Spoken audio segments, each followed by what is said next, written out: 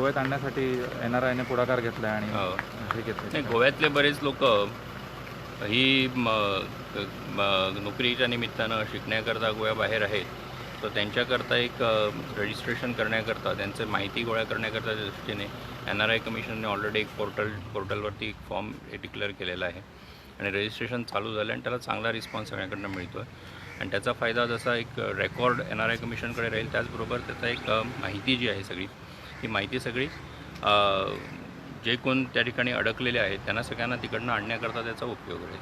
कितल्या रजिस्ट्रेशन केलं आतापर्यंत माझ्या इन्फॉर्मेशनाप्रमाणे साधारण सकाळी आज 11,000 एक 2,000 लोकांनी रजिस्ट्रेशन केलं अशें दनपारपर्यंतची म्हजें इन्फॉर्मेशन आशिल्लें.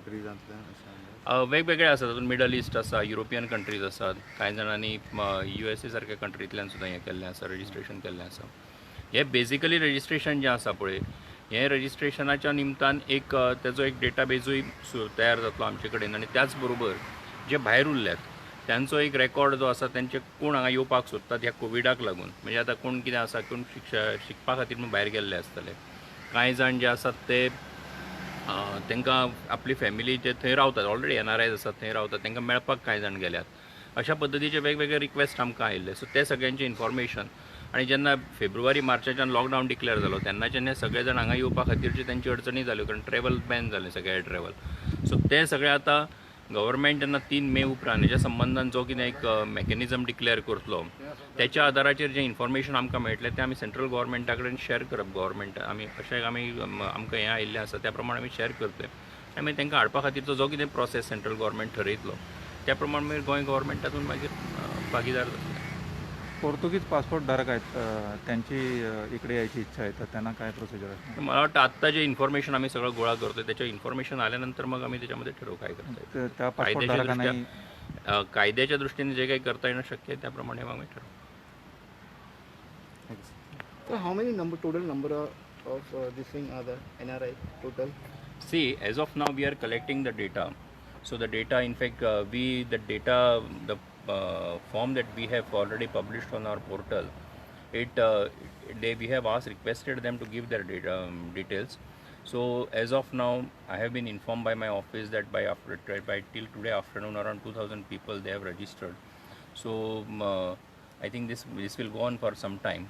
So as and when the union government takes a review of the entire situation on 3rd of May and decides, and whatever steps that they propose to take to bring back these people, accordingly the information that we have got, we'll share it with the union government, and accordingly definitely the appropriate steps and the measures will be taken to bring back those who are stranded over there in the other parts of the country.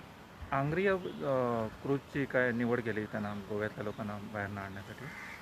मला माहीत नाही, मी आज पेपरमध्येच वाचलं, माझं कालही काही जणांची बोलणं आलं, त्याच्यातनं त्यांना मला वाटतं तिकडनं काही मिडल ईस्टमध्ये काही लोक आहेत, दुबईमध्ये वगैरे, त्या ठिकाणून तिकडनं त्यांना आणण्याकरता म्हणून हंगेरियाला रिक्वेस्ट करण्यात आलं आहे सेक्रेटरीने. त्यांनी एक रिस्पॉन्सिबिलिटी म्हणून ते घेतलं आहे सगळं.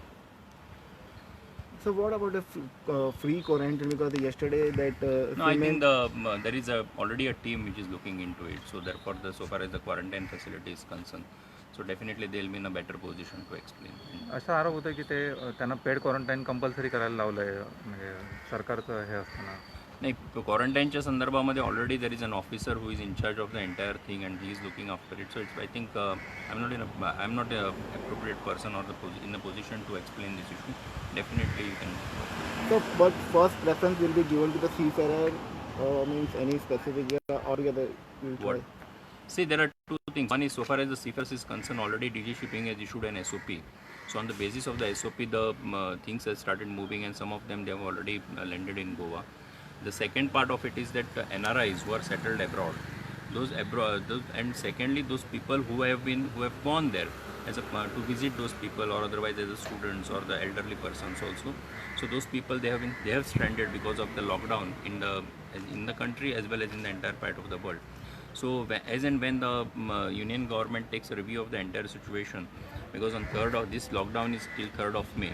So when the review is taken by the union government and decide and they propose the action that is to be required to be taken to bring them back, accordingly the information that we have got with us, we'll share it with the union government. काजू बागायतदारने काजू खरेदी सुरू केलेली की पहिल्यांदा 100 रुपयांनी होती, आता नंतर नाही, मी त्याच्यावर थँक्यू. Thank you.